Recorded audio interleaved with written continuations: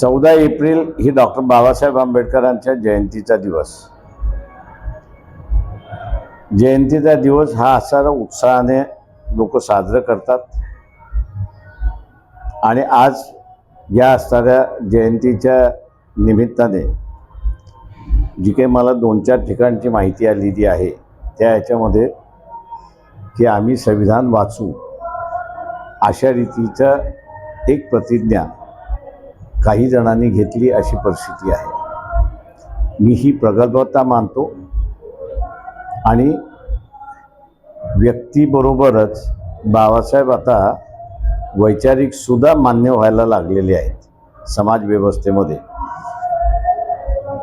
ही मला वाटतं माझ्या दृष्टीने असणारा सगळ्यात मोठी आनंदाची बाब आहे. कारण का बाबासाहेब स्वतःच म्हणाले होते की ज्या दिवशी या देशामध्ये व्यक्तिपूजा संपेल त्या दिवशी खऱ्या अर्थाने लोकशाही सुरुवात होईल आणि ती लोकशाही सुरुवात झाली असं मी त्या ठिकाणी मानतो.